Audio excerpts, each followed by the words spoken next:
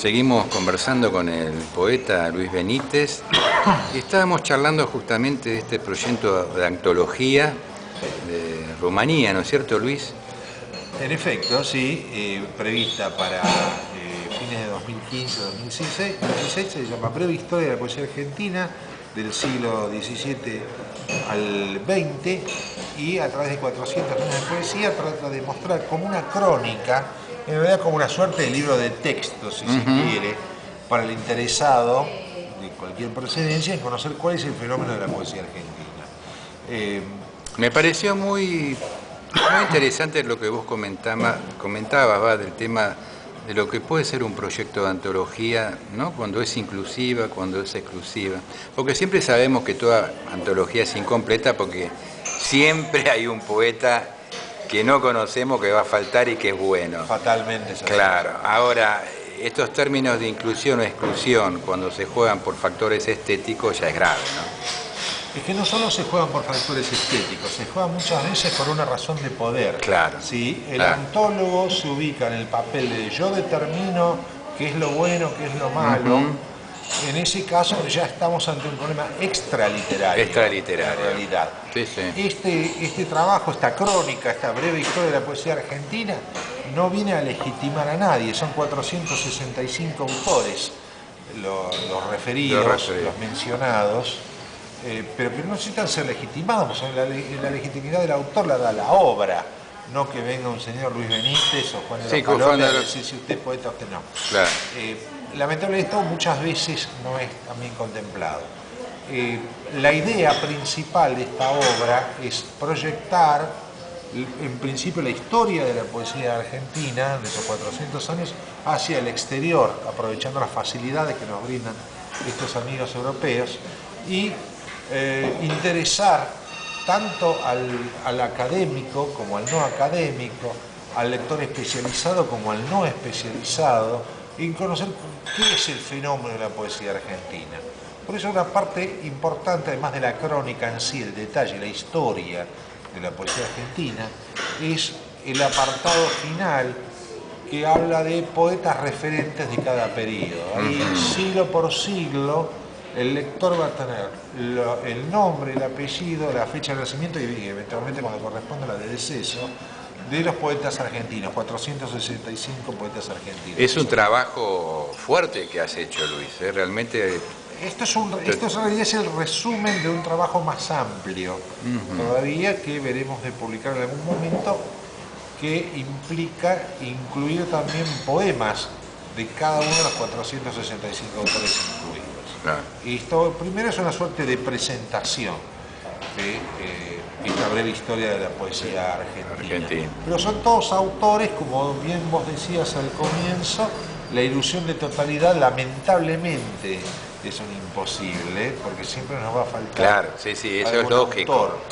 Pero ahora es importante diferenciar, ¿no?, lo que tiene que ver con eso con lo que tiene que ver con otro tipo de factores que a veces juegan, ¿no? Y que con el criterio de quedar bien con ciertos sectores de la cultura, publicar a fulano porque sabemos que a partir de ahí la obra que nosotros presentamos va a tener cierta repercusión. Exactamente. Y eso es parte de lo que podríamos llamar el modesto jet set local, claro, que pretende cambiar por sus fueros. Comentamos que estamos charlando con Luis Benítez, un hombre de una vasta trayectoria, poeta, narrador, ensayista, traducido a varios idiomas y publicado justamente en estos países de orígenes, en las lenguas, que ha sido traducido con diferentes reconocimientos literarios en el país, en el exterior. Luis, ¿has hecho o podés hacer una especie de balance de lo que tiene que ver con esta vida tuya en relación con el arte, con la literatura? ¿Qué ha significado a lo largo de estos años este vínculo tuyo con esta cosa artística? Bueno, lo fundamental yo diría que estriba en cuanto a conocer las obras de otros autores, porque tal vez más importante que ser autor, o de la misma importancia, es ser lector. Justamente estamos grabando esto en Buenos Aires el día en que nació Jorge Luis Borges, ¿no? El 24 de agosto, hoy de 2015, Y el viejo Borges solía decir eso, que prefería ser recordado más que como autor que como lector. Creo que es un acierto eso. Como lector tuve el placer de leer autores en nuestra lengua y en otras que me han hecho un gran aporte, porque siempre todo lo que es el cruce de culturas implica enriquecimiento. Por eso celebro que hemos tenido el privilegio nosotros de vivir esta época donde con el aporte de la tecnología se produce ese entrecruzamiento de culturas con mayor facilidad. Claro. Nosotros recordamos muy bien los autores de mi generación, la del 80, que es la tuya, y la de tantos otros colegas. Todo lo que costaba, ¿no? Comunicarse. Y ahora, con un simple enviar, llegamos a otras personas, a otros lectores, a otros autores. Yo recuerdo que cuando hacíamos Generación Abierta en aquellos años, ¿te acordás que mandábamos una carta al exterior? Y entre que mandábamos la carta, llegaba, este buen hombre nos enviaba su respuesta y todo, pasaban meses a veces. Meses y a veces un año, sí. Para publicar un poema en una revista en España. Claro, exacto, ¿no? Esto tiene otra contrapartida, y es que en muchos medios de difusión que en algún momento tenían el predominio, la exclusividad, el monopolio de la difusión de la cultura, ven acotados sus márgenes, sus poderíos, porque ahora resulta más fácil llegar a otros medios, claro, en el exterior e inclusive en el interior de nuestro país. Lo que sí hay que destacar es que esta globalización también alcanza a autores que no son solo de Buenos Aires, como vos y como yo, que no son solamente porteños, sino que llegan también a las 23 provincias argentinas, que por supuesto representantes de los diferentes lugares. De esas distintas localidades están incluidos en la breve historia de la poesía argentina, porque hay una gran deuda de parte de las cosas que se escriben en nuestro país, donde se antologa poesía argentina, y es el tema de reflejar realmente de manera veraz lo que se publica en toda la Argentina, claro. Las búsquedas estéticas de toda la Sí, país. Que aparte responde a las costumbres de las diferentes regiones, ¿no es cierto? Que son muy particulares, claro. Y búsquedas estéticas que muchas veces no son reflejadas en las antologías, en las recopilaciones, etc. Simplemente porque el autor de esa recopilación no se toma el trabajo de investigar un poco más, que es lo que hay que exigirle, que investigue más, que conozca más. Luis, antes de cerrar con algunos poemas tuyos, me gustaría que comentes un poco qué representa este lugar para vos y cuál es tu recuerdo de Antonio Oliverti. Dos fuertes preguntas. El Café Montserrat está íntimamente ligado a Antonio Oliverti porque hace ya más de 2 décadas este lugar albergó las esperanzas, las ilusiones, los nuevos libros, los nuevos romances también de muchos autores de nuestra generación. Y para nosotros el Café Montserrat, que ya es una leyenda en Buenos Aires, yo si esto por YouTube lo ve gente de otros países que lo van a ver, les quiero decir que el Café Montserrat ya es una leyenda, es un lugar que si vos venís a Buenos Aires y te metés dentro del ambiente literario nuestro, te van a referir Café Montserrat. No podés dejar de venir. No podés dejar de venir al Café Montserrat. Y eso está íntimamente ligado a la presencia de Antonio Oliverti, que era, además de un excelente poeta, un magnífico traductor, una extraordinaria persona, un hombre bueno. Cosa que no siempre se da en autores de talento. Un hombre muy generoso con sus pares.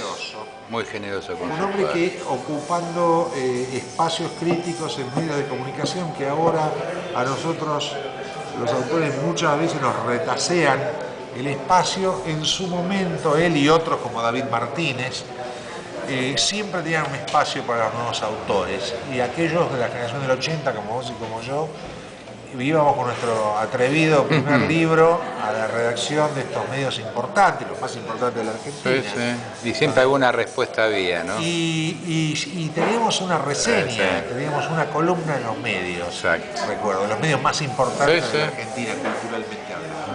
Ese hombre era Antonio Oliverti, un hombre generoso y un gran poeta. Bueno, era así, podemos escuchar algunos poemas tuyos. Pero cómo no. Les voy a leer de los incluidos en el poema de Hierro. Muy bien. Que es de este año, ¿no es cierto, Luis? Año 2015, uno de los libros publicados en Biblioteca Universal. Perfecto.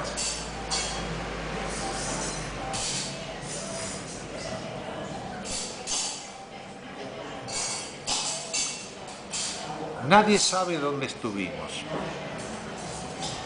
Toda la tarde llovió y nadie sabe dónde estuvimos. De ahora en más me quedaré en tu sombra. Viviré el fin de las estaciones cuando el insecto retorna a su estado de larva, listo para creer que cada uno que anda por la calle es uno que yo conozco. Pero yo me quedaré en mi cuarto, hecho de tu sombra, en una habitación oscura, donde la muerte es una paloma mensajera, donde entro en esa pobre, tan mínima luz, sea como eso sea.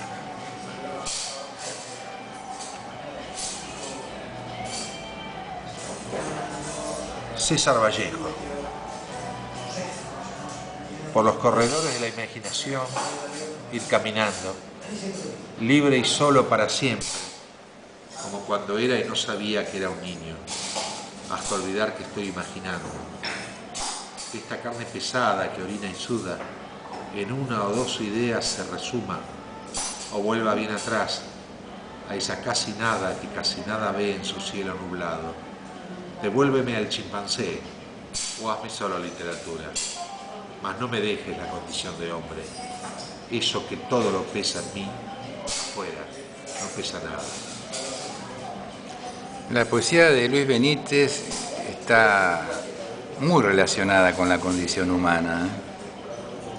Es inevitable, por eso siempre decimos que todo poema es un poema político, en el sentido de que habla de la relación entre las personas, y todo poema es un poema de amor, porque como quería el gran poeta francés Paul Éluard, la poesía es algo que siempre se dirige a lo mejor de los hombres. Te leo Revelaciones. Adelante.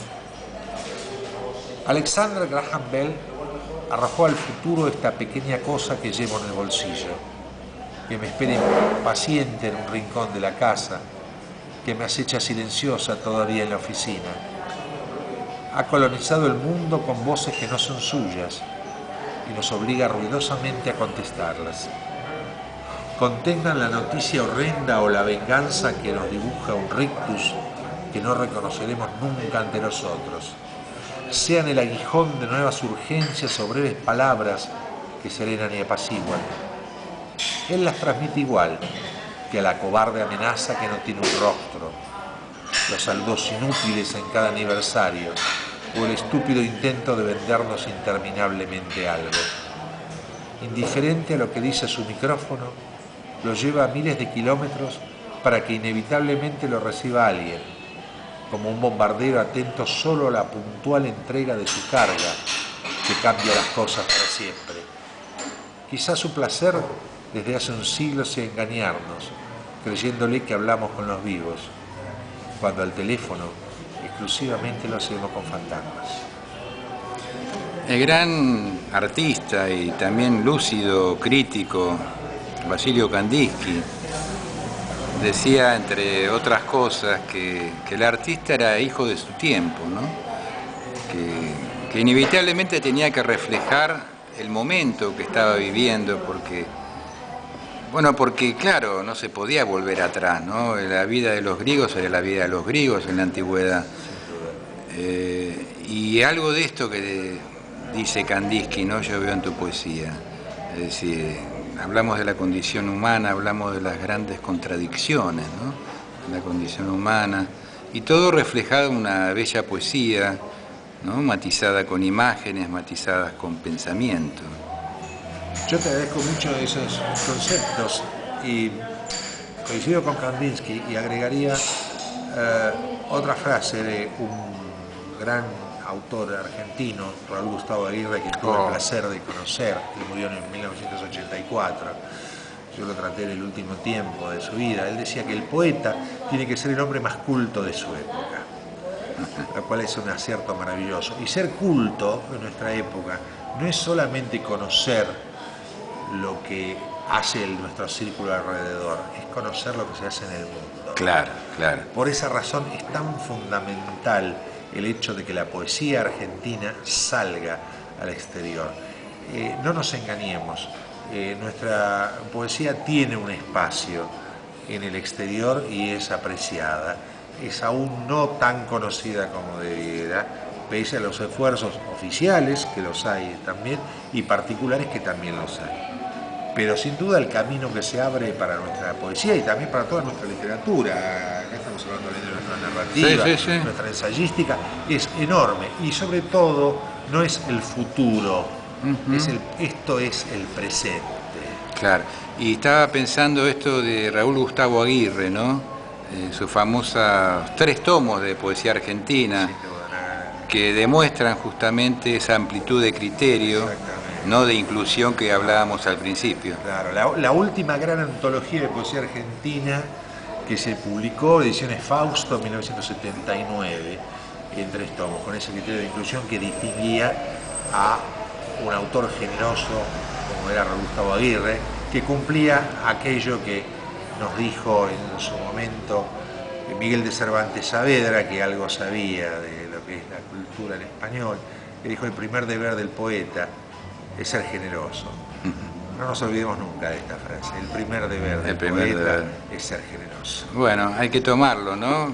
De algún modo creo que lo hemos tomado y tratamos justamente de pensar en nuestros pares, ¿no?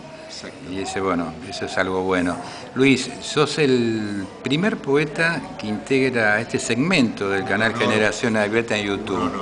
Se llama Charla con Poetas y realmente ha sido un gusto charlar con vos y no tengo duda que vamos a retomar este diálogo. Encantado.